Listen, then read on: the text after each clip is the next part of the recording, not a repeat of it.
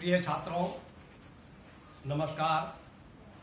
आज हम आपके लिए जो प्रॉब्लम सॉल्व कर दिखला रहे हैं वह कक्षा 11 के गणित के छात्रों के लिए उपयोगी है। इसके अतिरिक्त ये प्रॉब्लम कक्षा 11 की गणित की एनसीईआरटी की हिंदी संस्करण की पाठ्यपुस्तक से ली गई है। प्रॉब्लम पेज नंबर 198 पर छठी प्रॉब्लम है, प्रश्नावली 9.2 की। क्लियर?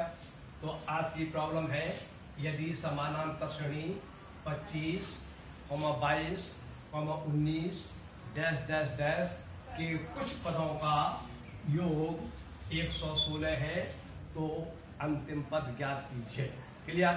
तो देखिए, आपको एक समानांतर श्रेणी दी गई है 25, 22, 19 और ये श्रेणी यहाँ पर समाप्त हो जाती है। यहाँ पर कोई पद लिखा हुआ है एन, मान लीजिए ये आपका अंतिम पद है। Clear?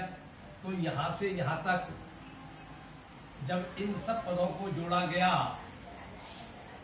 25 plus 22 plus 19 plus dash dash dash plus N, तो इन सब पदों का जोड़ जो है प्रश्न के अनुसार 116 के बराबर है। अब हमें यह नहीं मालूम कि इस श्रेणी में कुल कितने पद हैं। प्रथम पद से लेकर अंतिम पदों तक जितने भी पद हैं उन सबका योग 116 दे रहा है और आपसे इस अंतिम पद का मान पूछा है। तो इस प्रश्न को किस प्रकार से करेंगे आप ये समझने का प्रयास कीजिए, मैं आपको समझाऊंगा।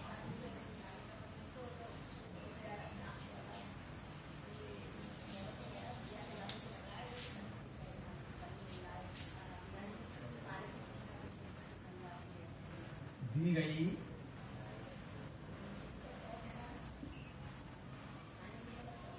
समांतर श्रेणी 25, 22, 19 डैश डैश डैश, माना श्रेणी में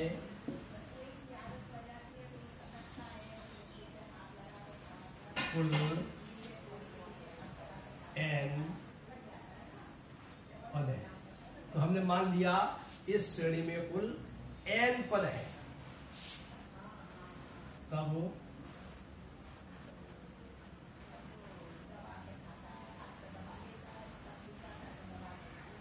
प्रश्न के अनुसार n पदों का योग बराबर 116। क्लियर? और n पदों के जोड़ का फार्मूला होता है s बराबर n बटे 2a plus n minus 1 into D. ये आप जानते हैं कि समानांतर श्रेणी के n पदों का जोड़ का फार्मूला ये होता है। इसलिए आप इसको जो आपकी लैंग्वेज में लिखा हुआ है इसके स्थान पर लिख सकते हैं n बटे 2a plus n minus 1 into D बराबर 116। क्लियर? अब आप लिखेंगे, इसको आप समीकरण नंबर 1 मान लीजिए। दी गई श्रेणी का प्रथम पद a बराबर 25, ये आपको श्रेणी दी गई है, इसका ये प्रथम पद हो गया। और सार्वधातुक कितना है? सार्वधातुक d बराबर होता है दूसरा पद माइनस पहला पद। तो दूसरा पद तो आपका है 22 माइनस पहला पद 25 है। तो 22 माइनस 25 इसको सॉल्व करेंगे तो डी का मान प्राप्त हो गया आपको -3। अब आपको जो ए का मान मालूम है और डी का मान मालूम हो गया आपको -3। ये आप समीकरण नंबर 1 में लगा दीजिए, तब आपको n के पदों में एक समीकरण प्राप्त हो जाएगी। उस समीकरण को हल कर लीजिए, उससे आपको ये मालूम हो जाएगा कि इस श्रेणी के अंतर्गत कुल कितने पद हैं। तो अब आप आगे करेंगे।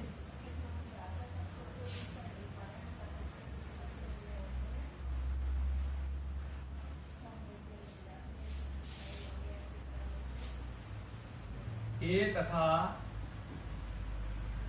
डी का मान समीकरण नंबर 1 में रख देता। तो ये आपका समीकरण नंबर 1 है। तो यहाँ पर तो n/2 के वैसे रहेंगे। 2 गुणा ए का मान 25 है आपका, 25 लगा देंगे, प्लस n-1 और डी का मान आपका -3 है, तो डी के स्थान पर आप -3 लगा देंगे, बराबर 116। यह आपके समीकरण प्राप्त हो जाते हैं। अब आप इस समीकरण को सॉल्व कर लीजिए। इस समीकरण को सॉल्व कर रहे हैं, इससे हम n का मान निकालेंगे। तो ये आपको प्राप्त हो जाएगा n, ये 2 जो है क्या की गुणा करके 116 के साथ गुणा में पहुंच जाएंगे। तो ये हो जाएगा 50, इसकी इससे गुणा होगी, माइनस के 3n प्लस 3 बराबर 2 गुणा 116। क्लियर। और इसको आप और सिंप्लीफाई करेंगे तो आपको प्राप्त होगा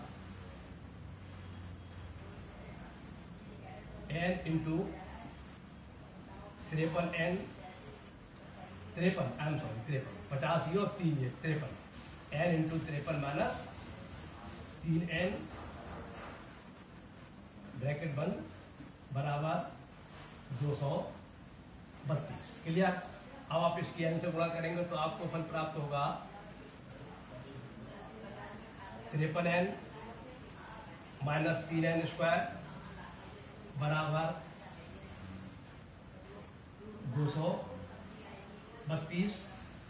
अब आप इन पदों को देखिए, ये 232 जो RHS में है, इसको तो आप LHS में ले जाएंगे और सभी पदों को क्रमानुसार ठीक से यथास्थान लिख लीजिए। तो आपको नया समीकरण प्राप्त होगा -3n square plus 53n minus 232 बराबर 0। इस समीकरण को आप यहाँ पे चूंकि n स्क्वायर का गुणांक जो है -3 है, तो यहाँ से माइनस हटाने के लिए हम इसको माइनस से गुणा कर देंगे, तभी ये समीकरण हमारा सही हो जाएगा। तो इसको माइनस से गुणा करेंगे तो फल प्राप्त होगा हमें 3n square minus 53n plus 232 बराबर 0। ये हमारे लिए n में एक वर्गात्मक समीकरण प्राप्त हुआ है। वर्गात्मक समीकरण को हल करने की बहुत सी विधियां हैं, जिनमें एक विधि है गुणनखंड की विधि और एक विधि है श्रीधराचार्य की विधि, और भी विधियां हैं। तो अगर गुणनखंड की विधि से हल हो जाता है तो सही है, वरना फिर श्रीधराचार्य का सूत्र लगाना पड़ता है। ये समीकरण आपका जो है वह गुणनखंड की विधि से हल हो जाएगा, इसलिए इसको हम गुणनखंड की विधि से हल कर रहे हैं। तो इसके गुणनखंड की विधि से हल करेंगे तो यह आएगा 3n square minus 29n minus 24n plus 232 बराबर 0। ये आपके 3 पद लिखे थे, इसके हमने 2 पद बना लिए गुणनखंड करने के लिए। एक 53n माइनस 53n किए गए, एक लिख लिया माइनस 29n और एक लिख लिया माइनस 24n। क्लियर। इन 2 पदों में से हमने n कॉमन ले लिया, तो हमें फल प्राप्त होगा 3n माइनस 29, और इन 2 पदों में से हमने माइनस के 8 कॉमन ले लिए, तो हमें प्राप्त होगा 3n माइनस 29 बराबर 0। अब एक पद ये है और एक पद ये है, इन दोनों पदों में 3n माइनस 29 कॉमन है, उसको हम कॉमन ले लेंगे, तो हमें फल प्राप्त होगा 3n माइनस 29 गुणा n माइनस 8 बराबर 0। इस प्रकार से हमारे लिए इसके गुणनखंड करने के बाद ये लाइन प्राप्त हो जाती है। ये लाइन कहती है कि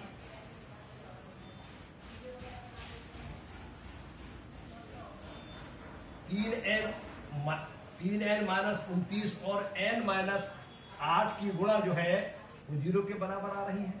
और हम आपको कई बार बता चुके हैं जब 2 राशियों की गुणा, 3 राशियों की गुणा, 4 राशियों की गुणा 0 आ रही होती है तो उसमें कम से कम एक राशि 0 जरूर होती है। तो इस प्रकार के प्रश्न को जब यहाँ पे कई राशियों की गुणा बराबर 0 लिखी होती है, प्रत्येक राशि को एक एक बार 0 मानकर अज्ञात राशि का मान ज्ञात किया जाता है। तो इसको हम आगे इस प्रकार से हल करेंगे। यदि 3n-29 बराबर 0, तब इससे n बराबर प्राप्त होगा 29/3। और पदों की संख्या जो है बटे में कभी नहीं आ सकती, भिन्न में कभी नहीं आ सकती है। 4 पद हो सकते हैं, 5 हो सकते हैं, 1000 हो सकते हैं, 11 हो सकते हैं, 11.5 पद नहीं होंगे और नेगेटिव में भी नहीं आ सकती है। लेकिन ये जो n का मान निकल के आया है, पदों की संख्या भिन्नों में निकल के आ रही है, इसलिए ये अमान्य है। इसका मतलब ये हुआ कि इसका मान तो 0 के बराबर माना नहीं जाएगा। अब इसको देखिए आप, यदि n-8 बराबर 0, तब n बराबर 8 है। तो इसका मतलब ये हुआ कि श्रेणी के अंतर्गत जो है कुल 8 पद है। अब हमारे लिए अंतिम पद निकलवाया है, तो अंतिम पद निकालने का मतलब ये हुआ कि हमसे श्रेणी का 8वां पद निकलवाया है। तो हम आगे हल करेंगे। अब श्रेणी का अंतिम पद बराबर 8वां पद। जो 8वां पद है वही श्रेणी का अंतिम पद होगा, क्योंकि श्रेणी के अंदर कुल 8 पद है। और अंतिम पद ज्ञात करने का सूत्र होता है L बराबर होता है A plus n-1 into D. तो nवां पद कहिए या 8वां पद कहिए, ये बराबर हो जाएगा A plus n-1 into D के बराबर, ठीक है ना। और A बराबर आपके 25 के है, ये आपको पहले से मालूम है। और D बराबर आपके -3 के, ये भी आपको पहले से मालूम है।